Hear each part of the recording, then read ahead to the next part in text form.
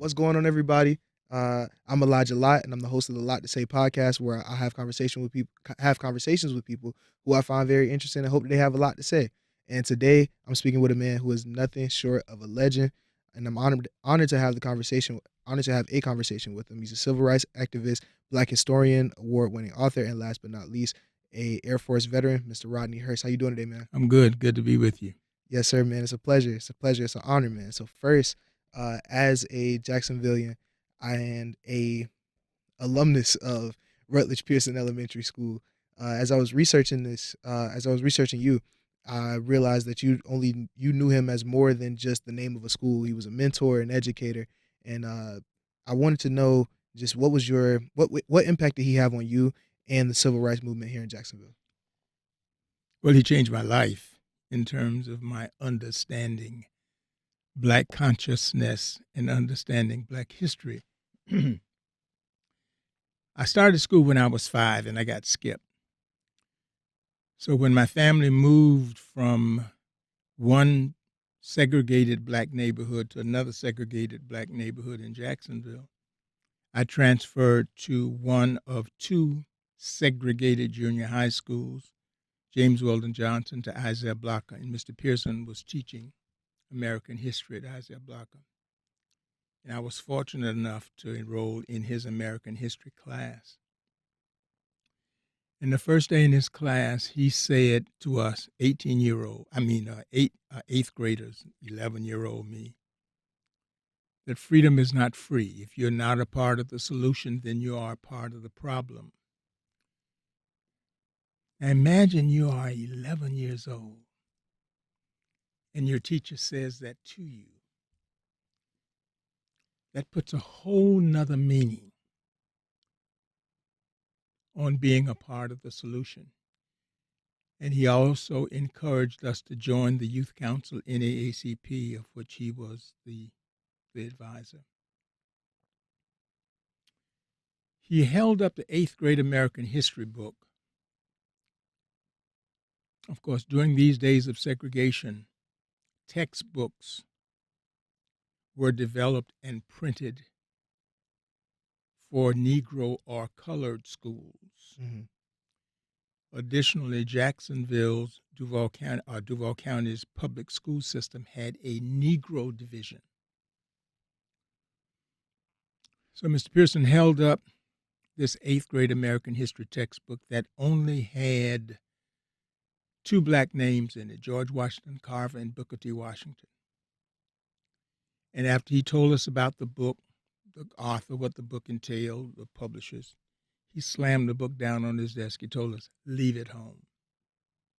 He refused to teach us American history from the racist and slanted viewpoints of white textbook authors and historians who only saw the need to include those 2 Black names in a 8th grade American history book that had 600, 700 pages. And he began to teach us American history that was inclusive, that was diverse, that was equitable, that was inclusive of the Blacks who made salient contributions to American history. We sent letters out, 8th graders, to Althea Gibson, to John Hope Franklin, to Thurgood Marshall, to Roy Wilkins. And when they responded, and many of them did respond to these 8th graders, we did reports on the letter and their response. But what Mr. Pearson did in terms of making us understand an inclusive American history,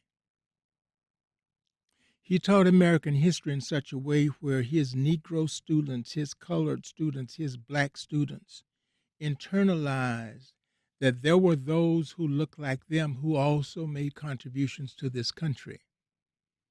And the history book that was approved for these 8th grade Negro students did not do that. Mm. So he made us understand how important history was, made me understand, allowed me to understand, taught me to understand how important American history was. The following year, he was my civics teacher. Again, I joined the youth council at age 11. I became president of the youth council at age 14 and led the sit-in demonstrations, which led to Axe Handle Saturday at age 16. But the important thing about what Mr. Pearson did, he made us understand. He allowed us to understand. He allowed me to understand how important Black history was to be included in the overall umbrella of American history, which does not happen. And of course, when we see this direction of banning Black history and banning Black history books, as if there is an evil intent to erase my history and my existence, it's that much more important that 71 years ago, my eighth grade American history teacher was on it in terms of helping us to understand who we are and who we were. Yes, sir. Yes, sir. That's brilliant, man. That's brilliant, and something that I acknowledged actually in our first conversation. In our first conversation, I told you what career I planned on pursuing, which was newscast production, and you challenged me on that, and I found it really profound because one of the big things that you told me was objectivity is something that's very hard to achieve when you're dealing with news, especially with Black culture, because some things, if you are to be objective, you are telling the story wrong. Um, and I just thought that was a really interesting conversation, and I wanted to retable it. If you are human, and I was one of the first 13 recipients of a fellowship by the Corporation for Public Broadcasting to study TV journalism and to work in public television then. And the hue and cry was always to be objective. And I ask, tell me what your definition is of objectivity. Because if I am dealing in an American society that is racist, and when I started, it was right after the Civil Rights Bill had been passed. And when we understand that even with a Constitution, Congress had to pass artificial laws. You've got a Constitution, you've got a Declaration of Independence, which are the founding documents of this country.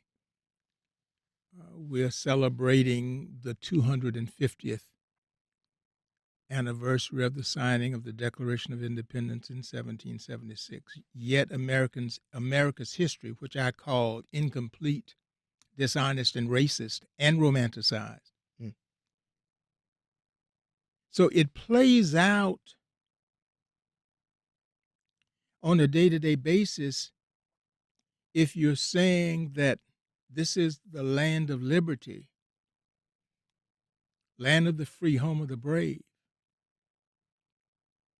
Yet I walk into a department store and I see colored and white signs, even over a water fountain. I go in a waiting room for governmental services, and coloreds or Negroes or Blacks have to sit in a separate area. I catch the Greyhound bus, I have to sit at the back. I catch the city bus, I have to sit at the back. I catch a train, I'm in a separate car of just Blacks. So if I'm reporting on issues as a member of the press, I cannot divorce myself from what's happening in this country. From your reality. And my reality in real time to deal with a function that says you have to be objective. Does that mean that I have to forget about the fact that I have a Black hue of skin? Do I have to forget about the fact that Blacks are being lynched? Do I have to forget about the fact that a church is bombed and killed 4 little girls? Do I have to forget about the fact that some of my heroes have been assassinated by cowards with a high-powered sniper's rifle? So when you ask me to report on that, do you ask me to forget about my lived experiences dealing with the racism of an American history, of America itself? And even with the passage of the Civil Rights Bill in 64 and the Voting Rights Acts of 65 and 68, that did not change anything.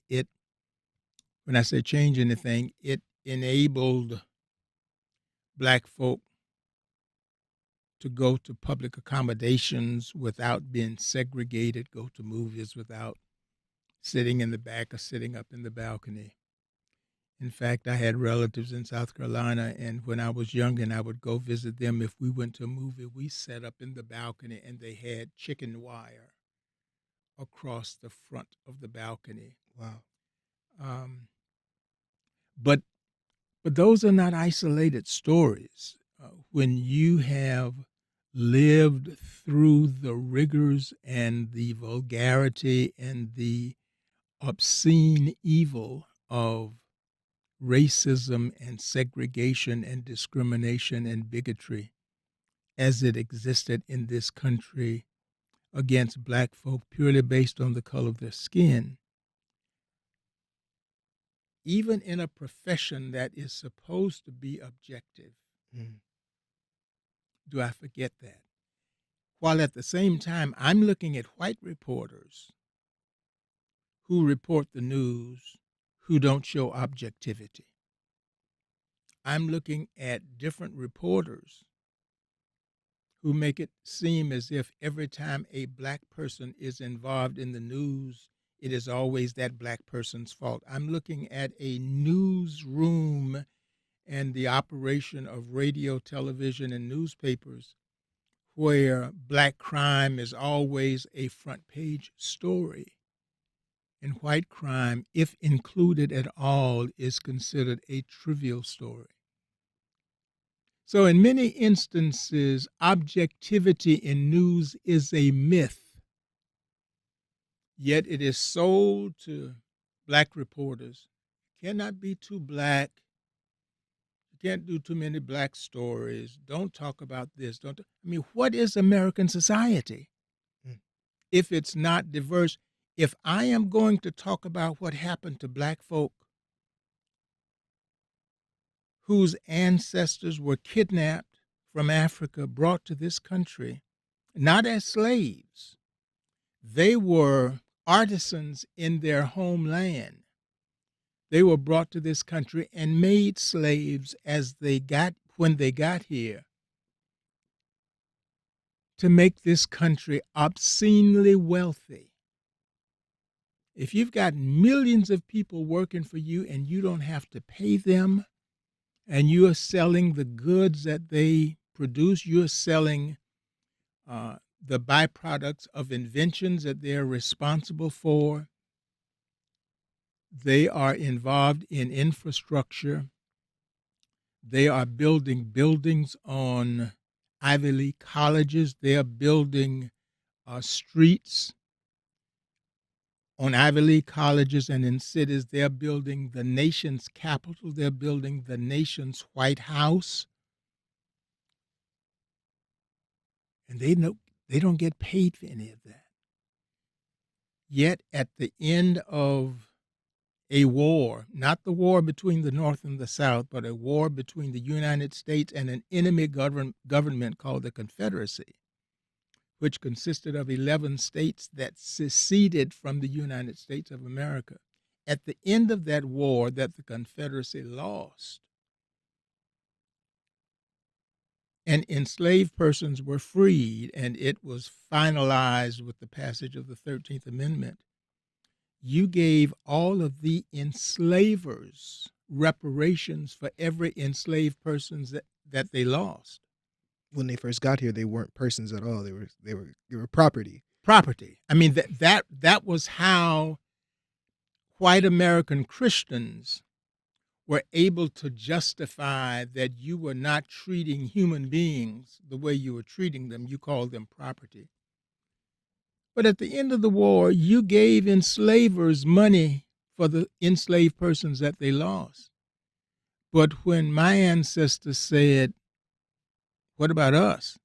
you basically told them you were free. Now, you made it against the law for them to learn how to read and write. So you freed them from 407 years of bondage. They had no house, they had no land, they had no animals to till the land if ever they got land, they had no money to buy anything, they had no clothing, they had no food.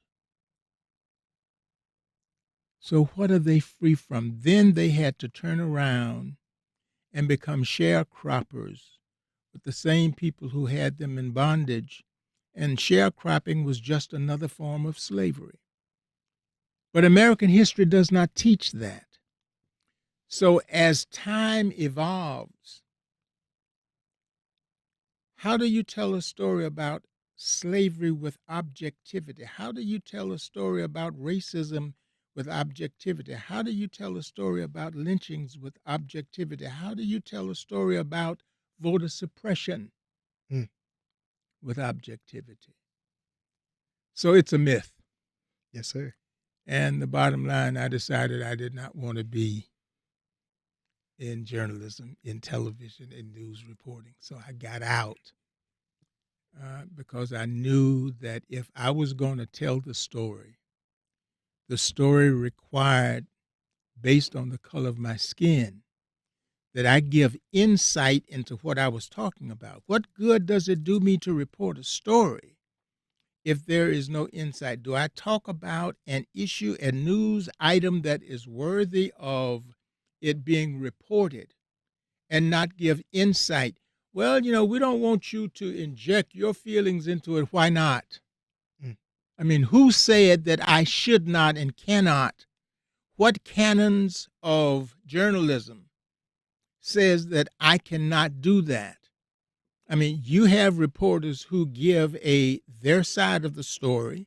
I mean, obviously, we know today there's no such thing as objectivity when it comes to news. White folk report news the way they want to report it, but black folk are always directed to be objective. And again, objectivity in news reporting is a myth. Yes, sir. So it's a lot of different places that we could go after that. But one of the questions that I do want to get to, especially after that piece of the discussion, is what is your stance on the place of reparations for African Americans here today in 2026? And what do you say to those who say that it wouldn't be practical? Well, understand what happened near the end of the war. First of all, when the Emancipation Proclamation was passed, it did not impact those states that were not under the control of the United States government. So the 11 states that were a part of the Confederacy, the Emancipation Proclamation did not impact them, but the other states that were. That meant then that now the newly freed enslaved persons can join the military, which gave the United States an additional 100, 200, 300,000 males who could fight in the war between the United States and the Confederacy, which changed the course of the war. Absolutely.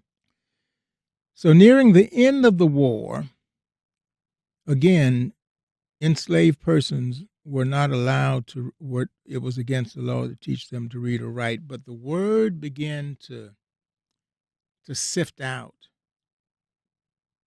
that the government was winning. And the word began to sift out that the government was going to give newly freed enslaved persons 20 acres. And then Edward Stanton, who was President Lincoln's Secretary of War, and for whom Stanton High School in Jacksonville is named, he said, let's increase it to 40 acres. So now newly freed enslaved persons are going to get 40 acres. And General Sherman, now that the war was over and the United States won, the Confederacy lost, he said, I don't need all these mules. So you can have the mules. So then there is an animal for you to till the soil. So now it's 40 acres and a mule. And in the midst of that, Abraham Lincoln is assassinated. And Andrew Johnson, who was his vice president, who was a sympathizer to the South and a supporter of slavery, when he became president through executive order, he eliminated the 40 acres and the mule,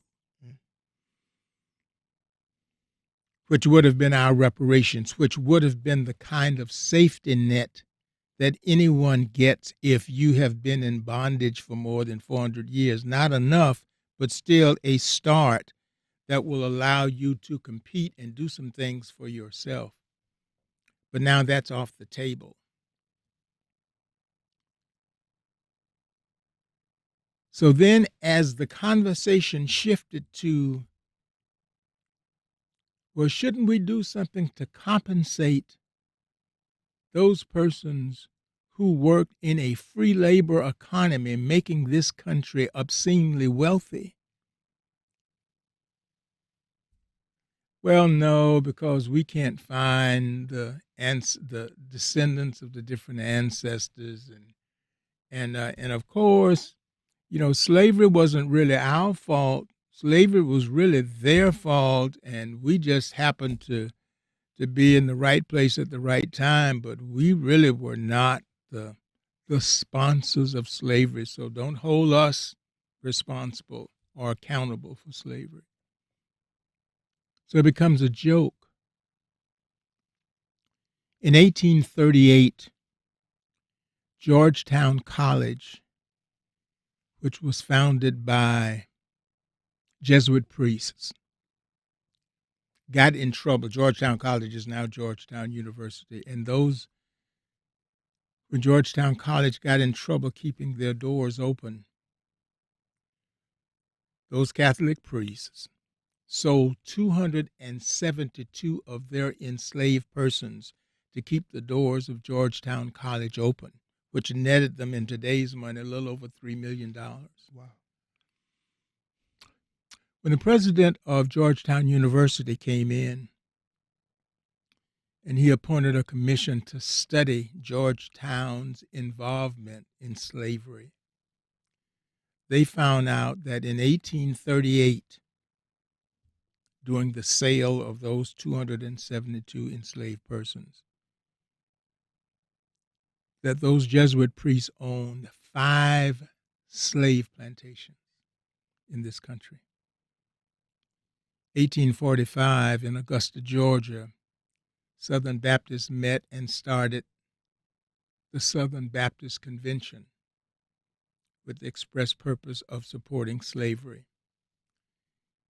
In 1824, in New York, and of course, when you have conversations about slavery, you have people from New York and other areas of the North and East say, oh, we did not have slavery in the North. We did not have slavery in New York. Yes, you did. In fact, the impact of slavery started in the northern and eastern states before it in the South. So the National Episcopal Church, and I used to be an Episcopalian, but the National Episcopal Church, the presiding bishop in 1824 said that slavery was a political issue. It was not a moral issue. And because it was a political issue and not a moral issue, the National Episcopal Church would not take a position on slavery because it was political and not moral. Wow. Every white religious denomination during slavery owned slaves. Well, no, hold on, Mr. Hurst, not the Puritans and not the Quakers, and every white religious denomination during slavery owned slaves. And they were conspirators, if you will, with the white political establishment that came up with this idea of calling persons with a black hue of skin, but with warm blood coursing through their bodies, as property. So if I consider you property, I'm not considering you a human being, so I'm not violating the teachings in the Bible or the teachings of Jesus Christ. But that's the history of this country. So now we're commemorating 250 years. You can't commemorate 250 years from 1776, when the Declaration of Independence was signed. There were 56 persons who signed the Declaration of Independence. 44 of the 56 owned slaves. When Thomas Jefferson wrote the Declaration of Independence, he owned more slaves and enslaved persons in Albemarle County than any other person. So when you talk about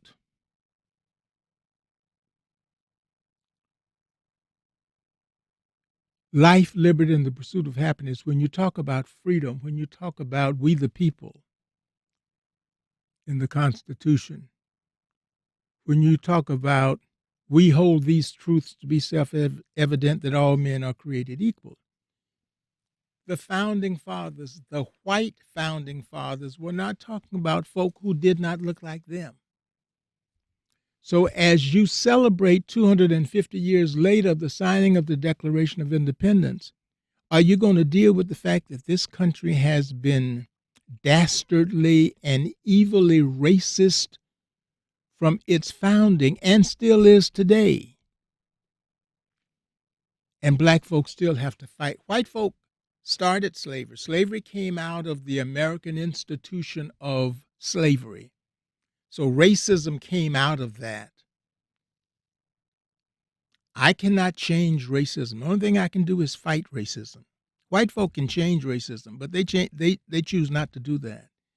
And they get upset when I talk about their racism, which they started, and they say that I am being divisive by talking about their racism, their slavery, their discrimination, their Jim Crow laws, their black codes, their segregation, their de facto and de jure segregation, their voter suppression. They're saying that I am being divisive.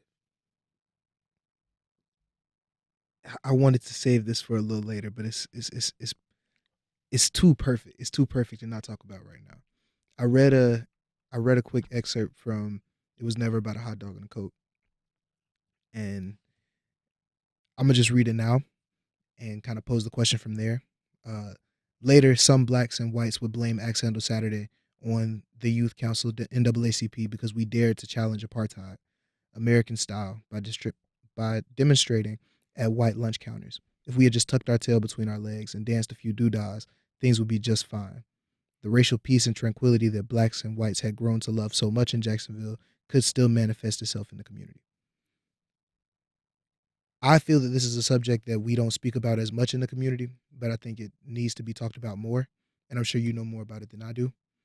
But something that stood out to me in that excerpt was that there were brothers and sisters who felt as though silence and compliance was the way to reach equality, and that non-action was the best course of action to reach equality.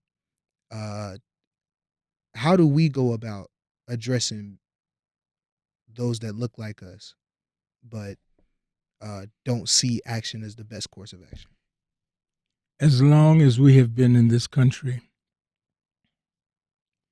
we have never been monolithic in terms of dealing with what's best for us.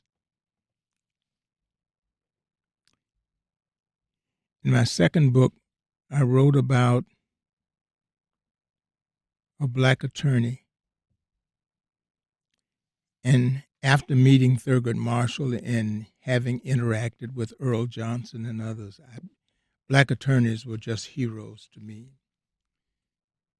But this black attorney after church one Sunday morning, said to my mother in a voice louder than conversational tones, "Janelle, you need to do something about that boy. He's making it bad on all of us." Of course, after Axe Handle Saturday, we started boycotting downtown. And we started the sit-ins up again even after the U.S. Civil Rights Commission asked for a 2-week cooling-off period. Black folk developed their own nests, their own feathered nests, their own apple carts for what is in the best interest of them. We see it today. It was obvious back then. A lot of blacks feel like if I show white folk that I am not as black as the rest of them, that will somehow endear myself to them. And make you exempt. Make me exempt. Mm-hmm. Somehow or another, they would treat me different.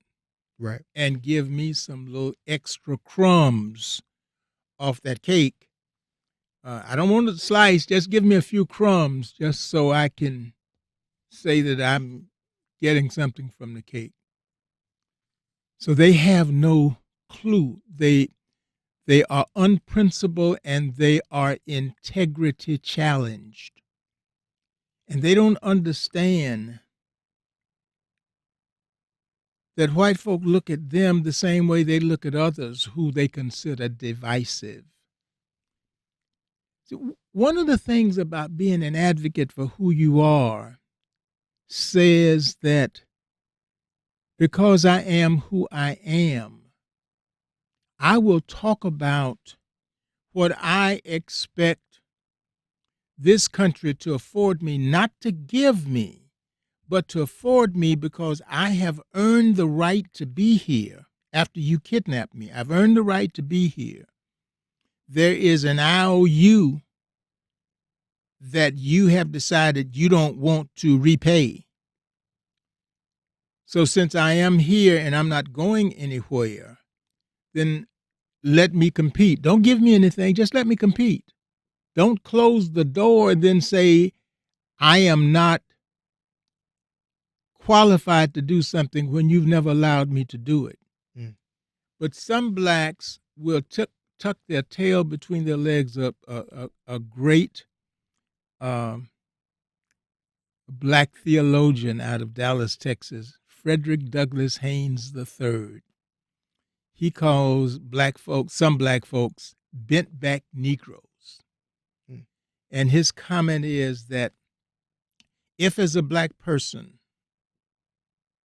you walk and stand as a man or a woman, then nobody can ride your back if you're standing straight. Upright.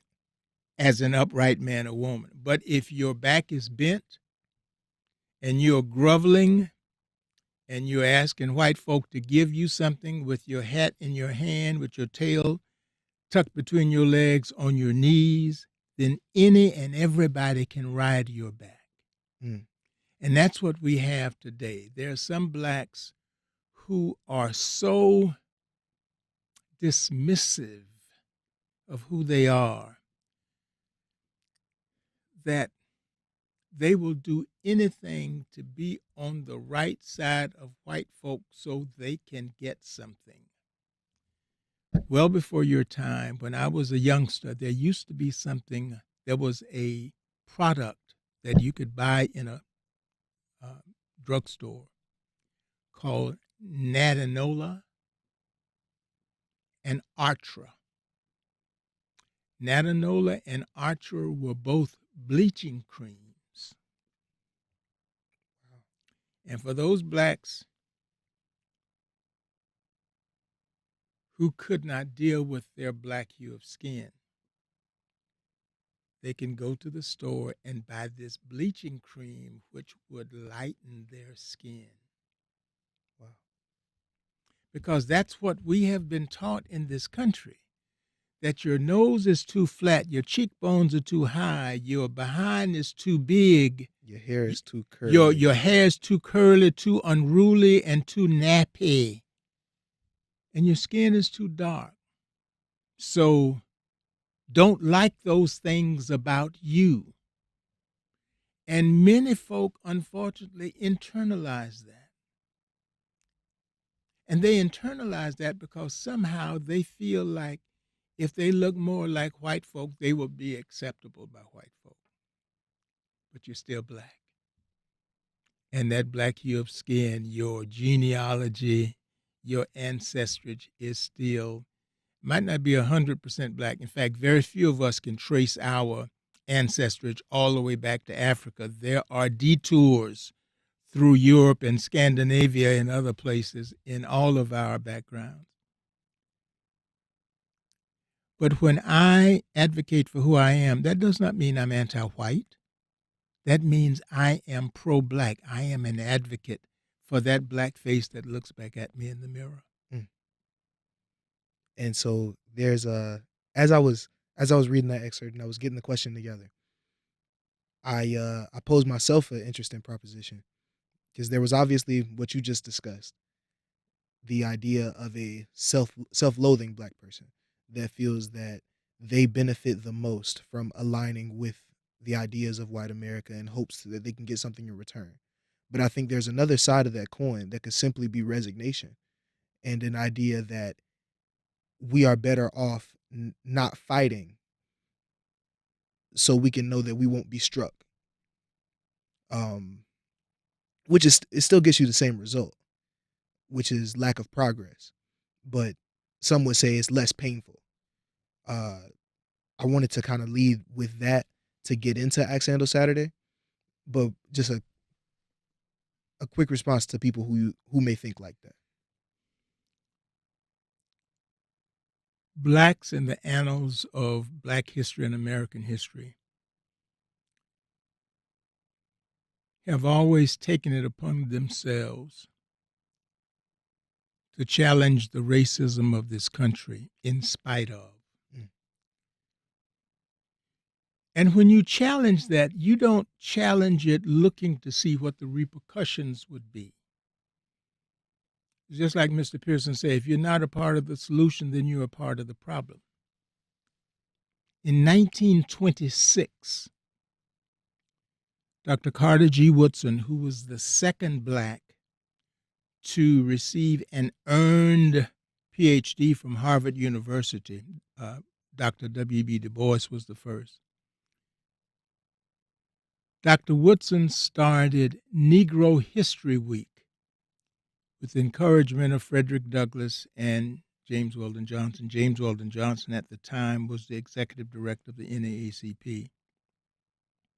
Now, at the time Carter G. Woodson started Negro History Week, there were 6 million Klan in this country.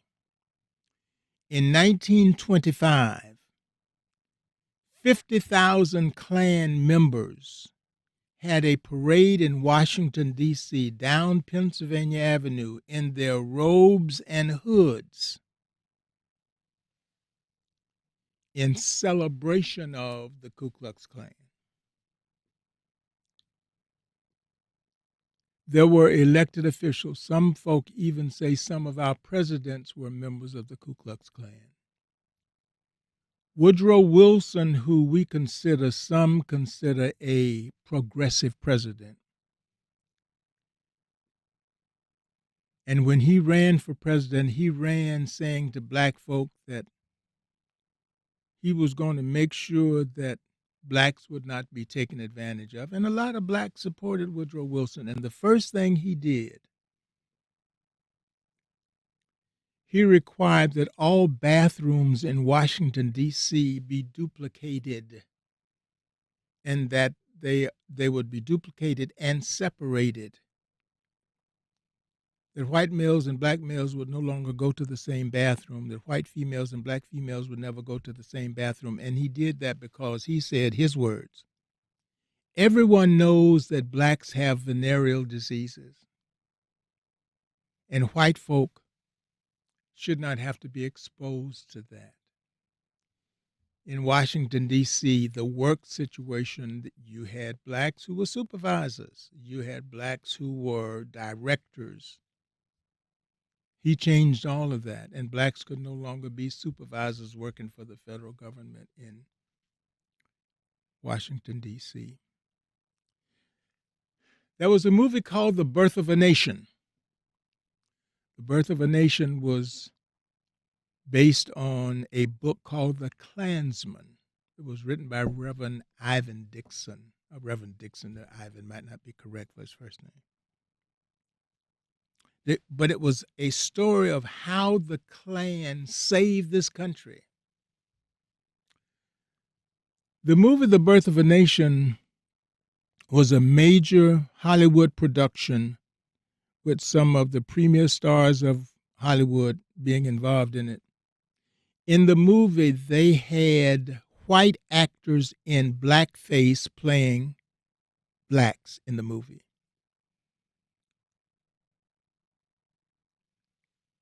Woodrow Wilson had a private showing of the movie The Birth of a Nation in the White House and invited friends and whomever else of his administration to be there. The same person who came up with the League of Nations. He was as racist as there could be for a person to be sitting in the Oval Office in the White House. And from what I heard from you, ran on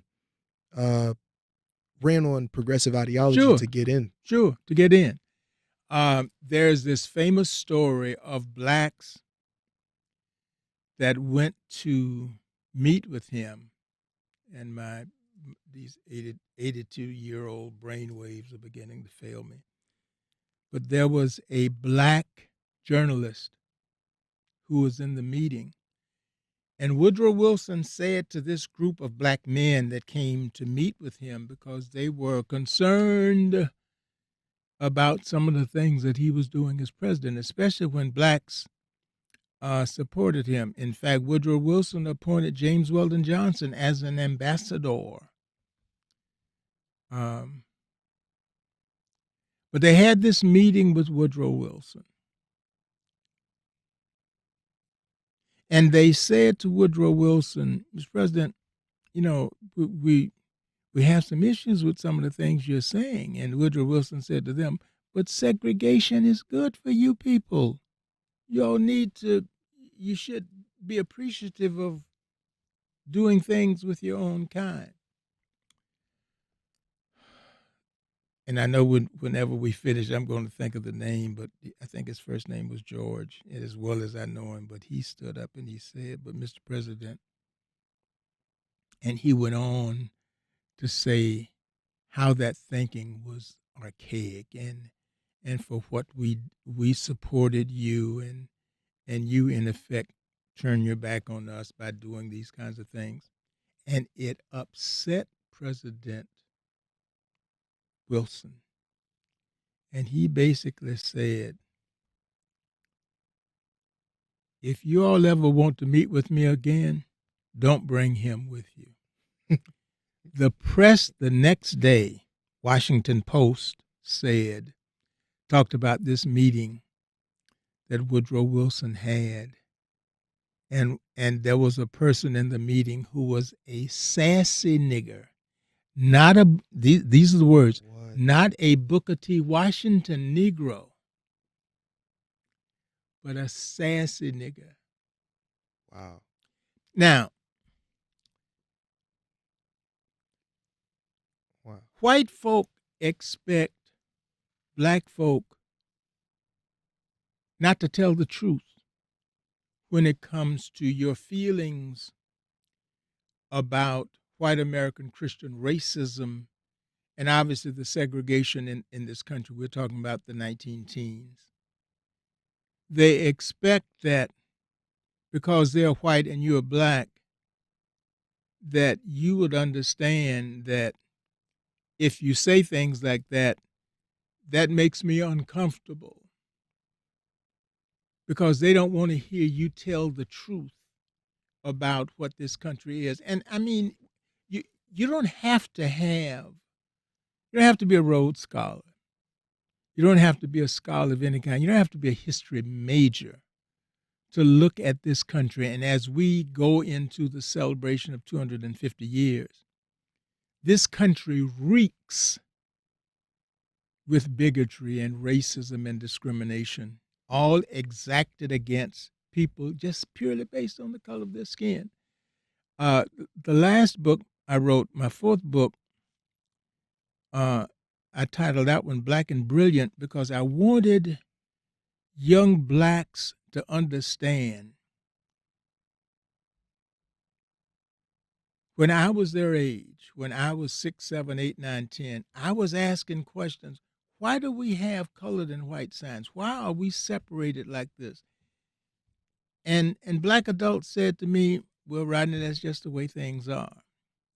And it wasn't until I went to Mr. Pearson's class in 8th grade that I began to understand about racism and discrimination. I began to read about Thurgood Marshall and Walter White and Roy Wilkins and Ruby Hurley. I began to have an interaction with some of these people. And my involvement with the NAACP, I began to meet some of these people. I met Thurgood Marshall and Constance Baker Motley when I was 14 here in Jacksonville. And these people were making a difference in this country, notwithstanding their lives were on the line daily, that they could walk around the corner and meet a brick or meet a bullet, or they can drive into their driveway and a sniper's bullet blows their head apart, or they can be standing on the balcony of a motel and a sniper's bullet would blow their head apart. They could be sitting in church and a bomb could blow them up. They could be sitting in their bedroom after celebrating their 25th wedding anniversary, and the bomb under their house could kill the husband, and the wife would die a couple of days later. That's the history of this country. And you cannot ignore that. You cannot not talk about that because that's what we've had to deal with, not only for the years of slavery, but what happened after slavery also. Let's jump forward a touch, not because from the last time period that you were speaking of isn't too far before, but let's jump a little ahead to August 27th, 1960. Um, I'm fairly familiar with Axe Handle Saturday through my research, but I know that you know a lot more than I do. Could you just inform the audience about what that? I don't even want to call it an. That's my journalism talking. I almost called it an incident, but tell us about that day. And what I really wanted to know was what were the immediate feelings in the aftermath of the black community, and what responses did you see from the white community? Well, the sit-in demonstrations, that wave of sit-in demonstrations began February 1st, 1960, with 4 students from North Carolina A&T in Greensboro, North Carolina. College students who sat in at the lunch counter at Woolworth's in downtown Greensboro, and it spread throughout the South. I was president of the youth council then. I was a senior.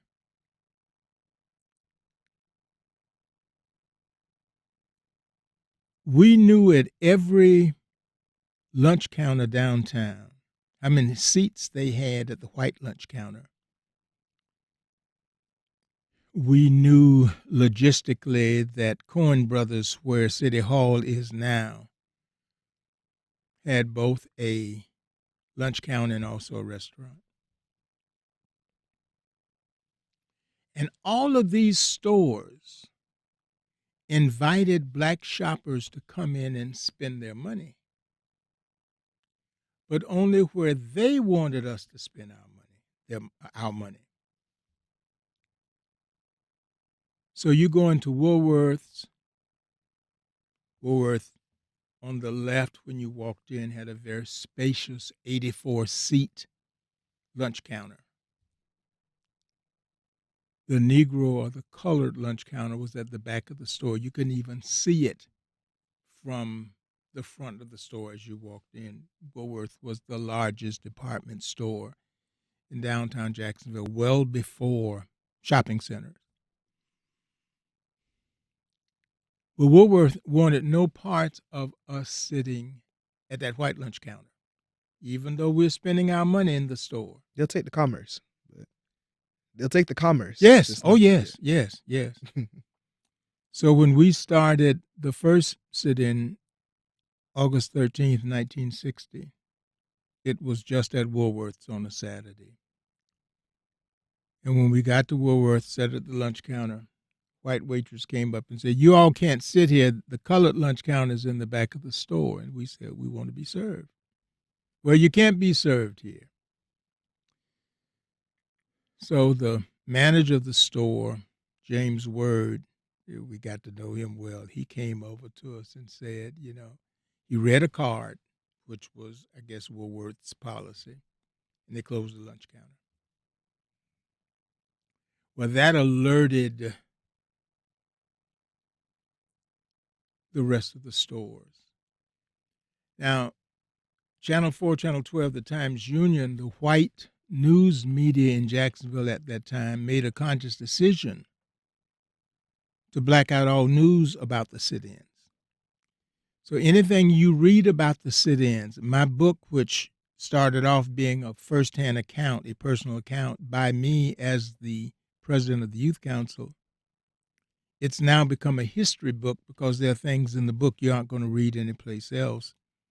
And it's not a book that just relies upon my memory, but obviously the documentation and the other information that corroborates what happened. So we started sit-ins that following Monday, sat in for 2 weeks. We had a white student to join us the second week. His name was Richard Parker. He was from Florida State.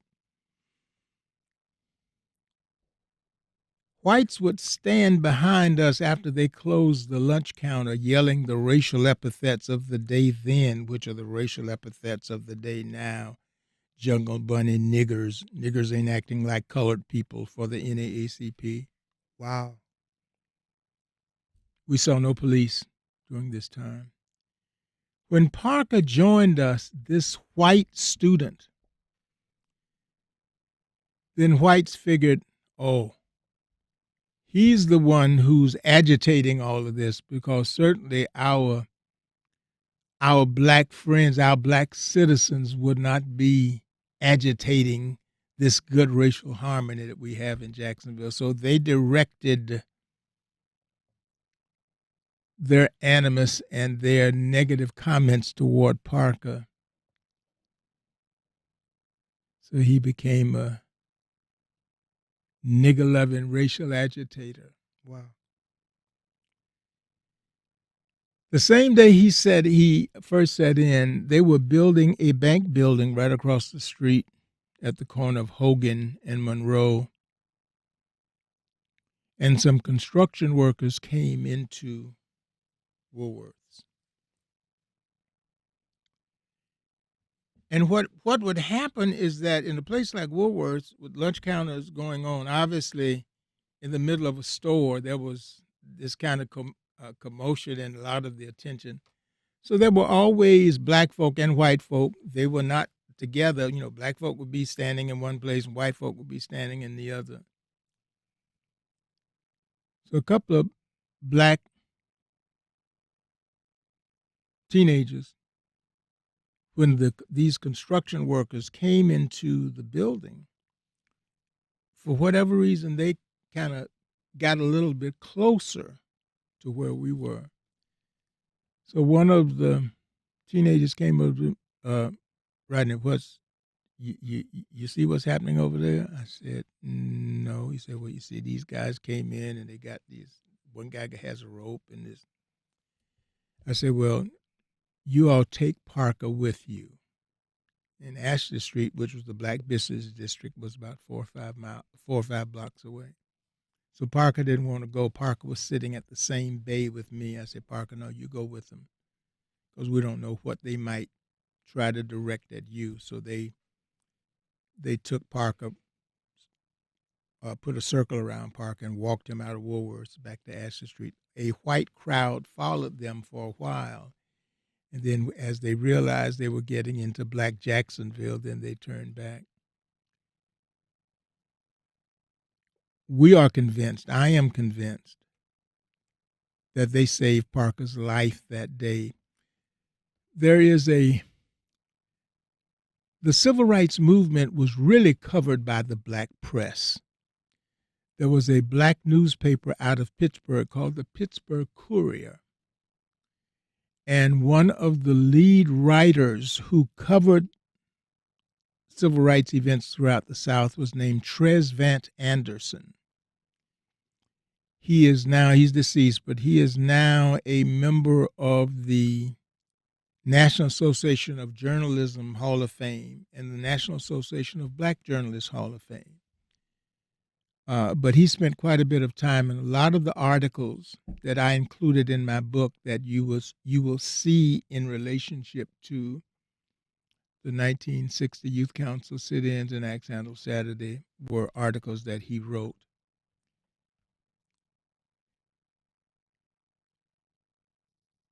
But he also wrote an article about black youth saving their white friend. And I included that in the book because it also says that Parker had cast his lot with us, and we were doing the best that we could to make sure we protected him, even as young people. The following Saturday, Mr. Pearson, August 27th, Mr. Pearson got a call saying there was some strange goings-on at Hemming Park. So he asked Dr. Arnett Girardo to ride with him, who was a dental student. They were classmates, graduated from Stanton High School together. So they rode down to Hemming Park, and they saw white men in Confederate uniforms.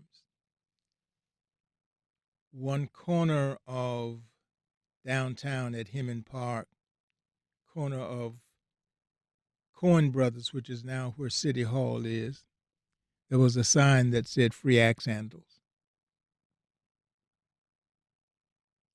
40 years after Axe Handle Saturday, I met an FBI informant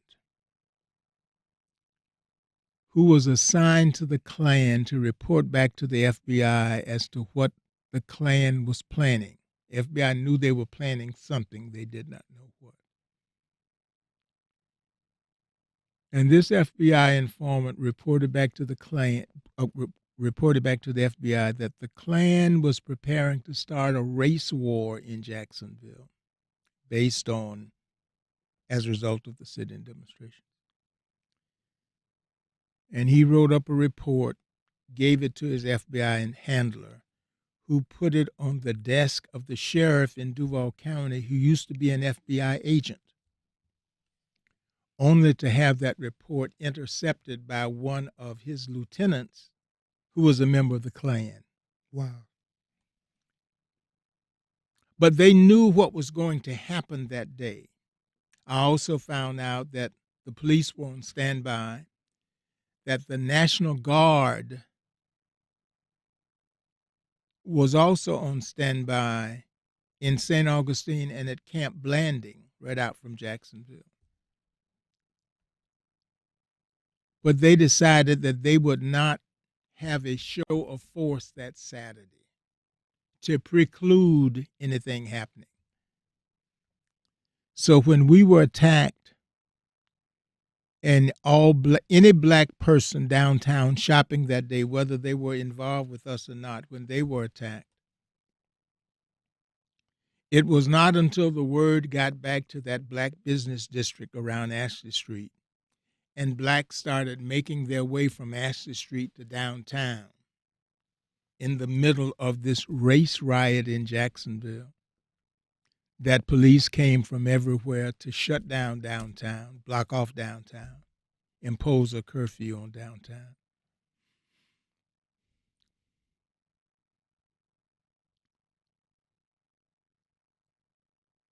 We scheduled a mass meeting the next day after now Jacksonville was in a full-fledged race riot on black radio. announcers were coming on ever so often telling blacks to stay out of white neighborhoods. On white radio, white announcers were coming on telling whites to stay out of black neighborhoods.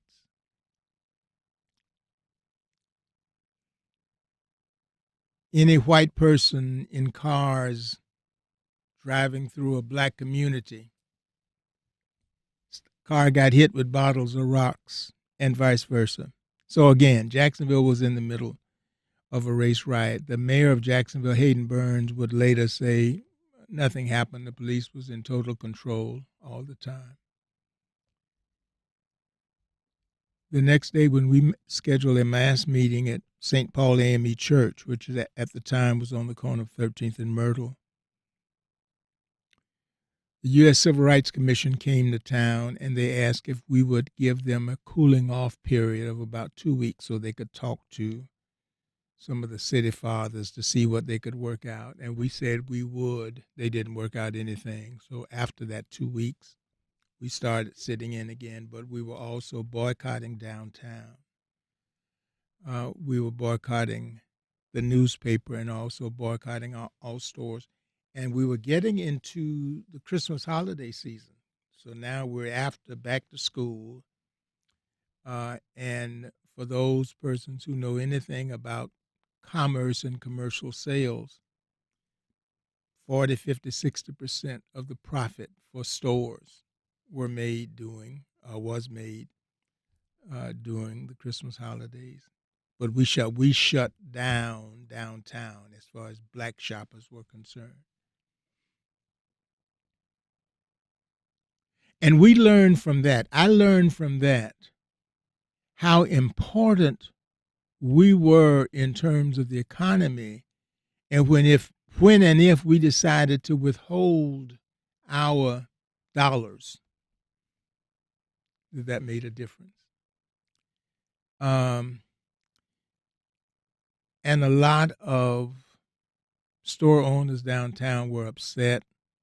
They were angry about it. They were saying that we did this, we did that, we did the other. We were not playing fair, in effect. And you're good citizens when you don't do anything to assert who you are. But when you start using those tools to basically say, hey, we're going to use every arrow that's in the quiver that we have to fight you, then that's when they begin to understand what determined resolve is. And so that's the shortened version, if you will. I'm really glad that you brought up the success of the boycott that you guys had on the downtown shopping area, because I wanted to talk about what can be done today and what are we doing today, and what are we doing today, and do you see any pitfalls from your perspective as someone who fought as hard as you did, and with the resources that the current generation has now, what more could we be doing? Is there anything that you see us doing that you are proud of? Just a state of the union from Mr. Hurst on where we are now. Well, one of the problems, a lot of young folk today still don't understand what the enemy is, who the enemy is. They don't understand that you are not going to be able to blend in because you are identifiable.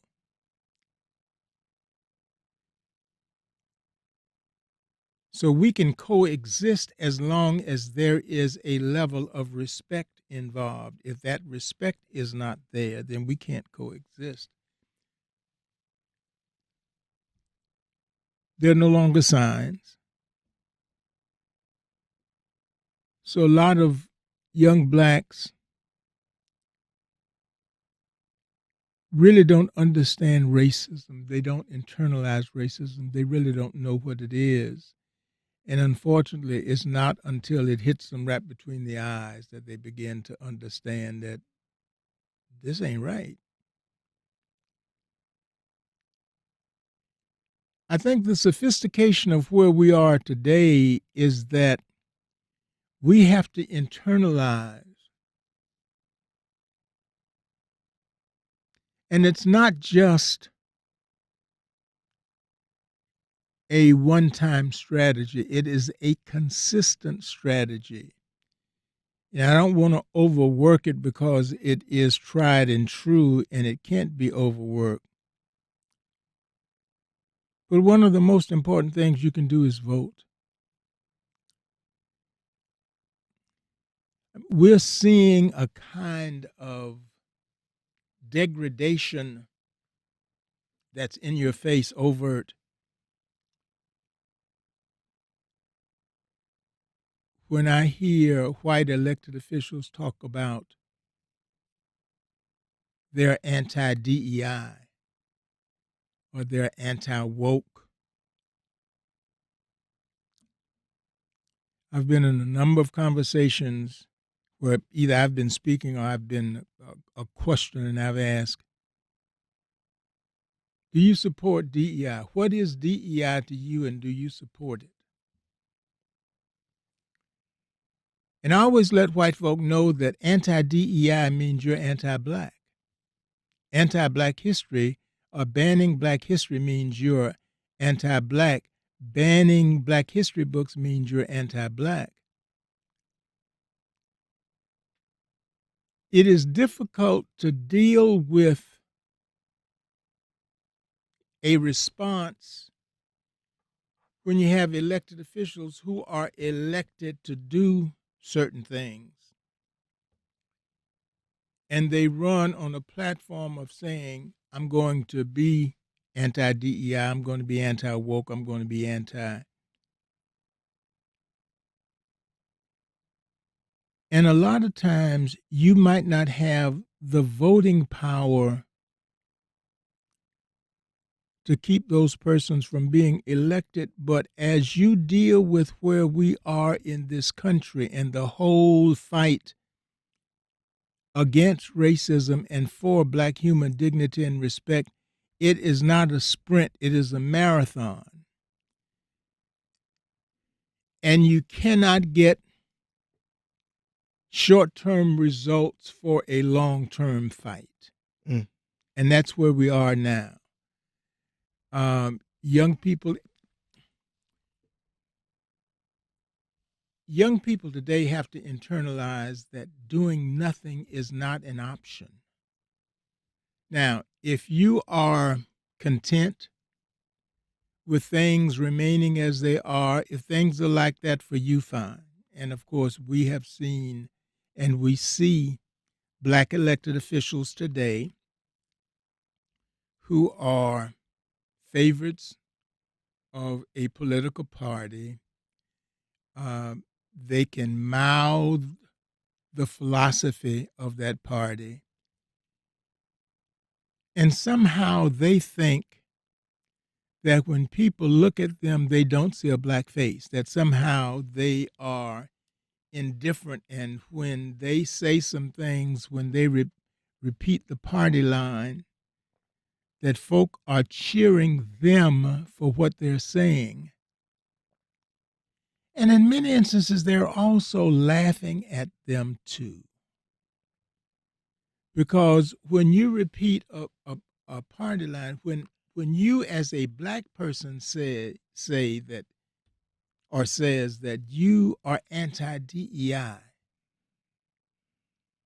that means you're saying you're anti-black. I am against the progress of myself. Of yourself. You are fighting yourself. Now, who respects that? I mean, notwithstanding the fact that racists are racist and they will always be racist, but can they really trust you if you are a traitor to black folk and folk who look like you? Why should they trust you that you would do some things for them? So you need to understand what fighting for your principles and your integrity is all about. And at the same time, there are those who you can't teach. There are those who you cannot make a difference for and with. There are those who will not understand. There are those who don't want to understand. And in many instances, you have to leave them where they are. I mean, we have seen and we see blacks at a national level, members of a national party. And if you close your eyes or look away while they were talking and you did not hear the intonation of how they sound as a black person, the words that they are mouthing is no different than some of the racists that you hear saying some of the same things. And even though we are not our brother's keeper per se,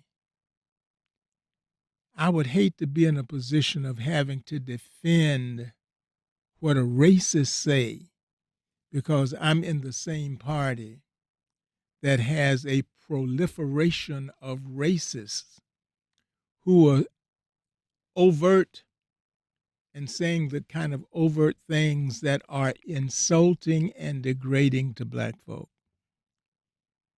But for some black folk, it does not make a difference. So many of them you aren't going to be able to change. I've had blacks who told me that they were voting for a particular candidate because he helped their 401k. Of course, the interesting thing is some of those same blacks who were federal employees are no longer have a job.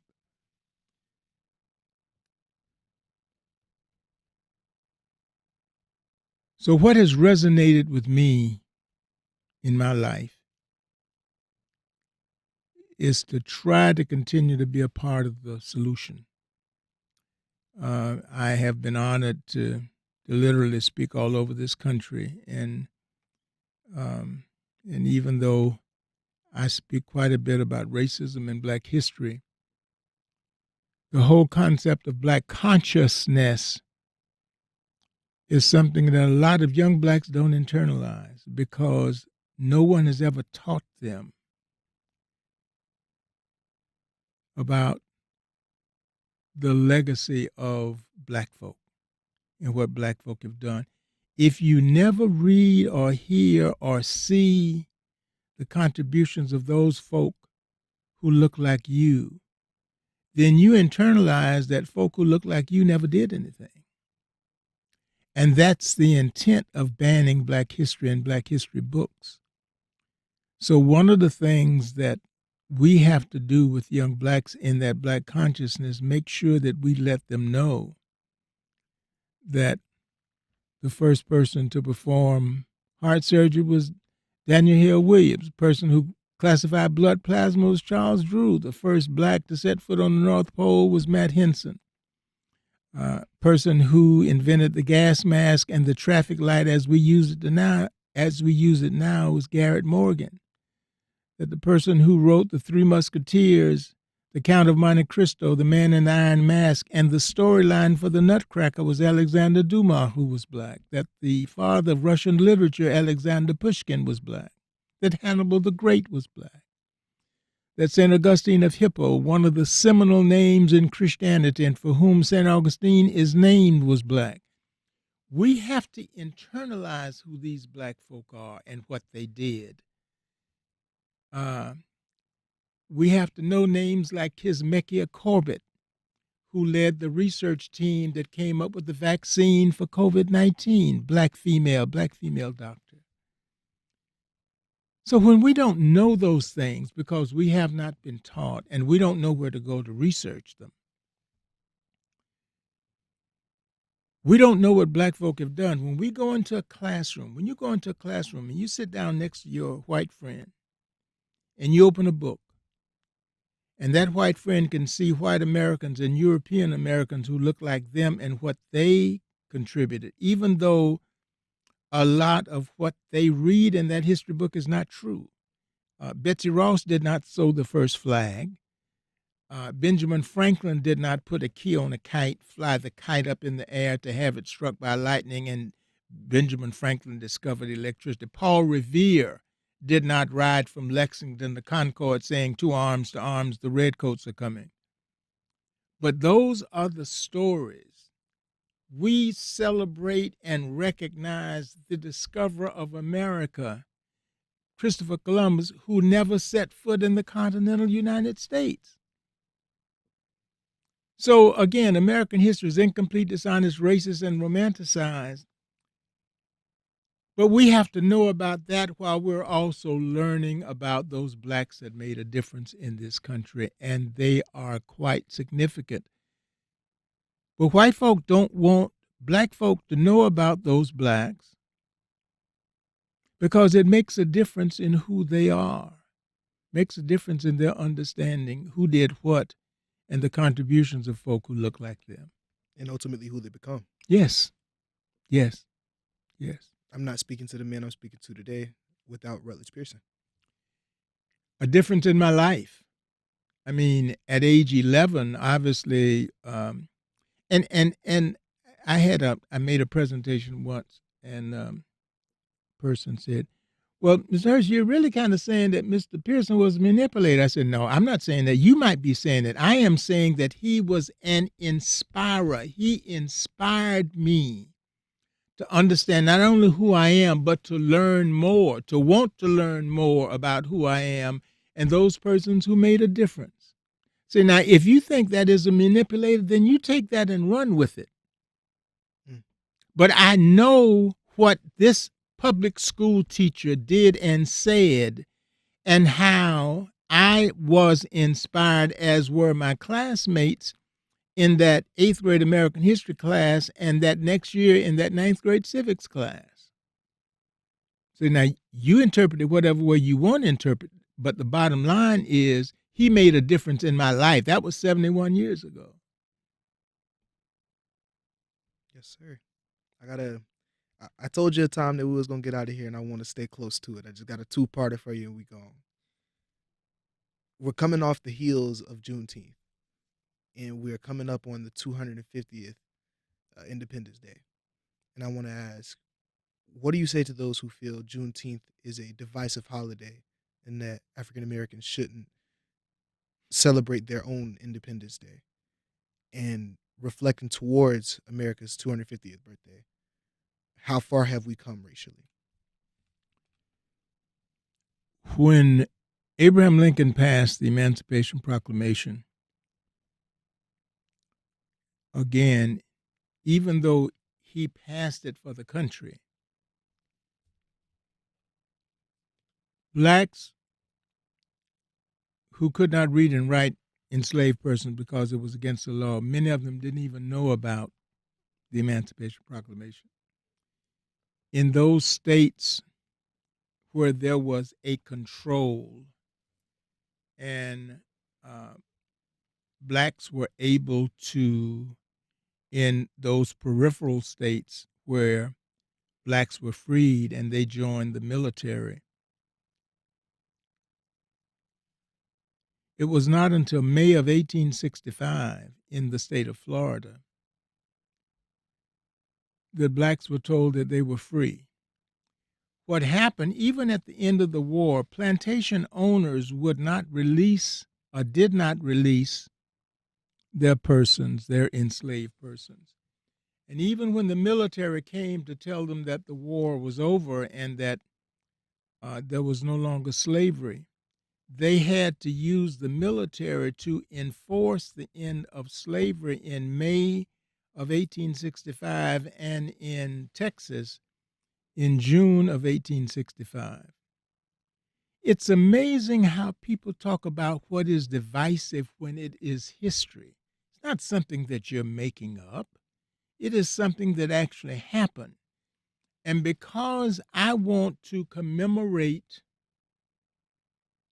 the freedom of black folk in this country after 407 years of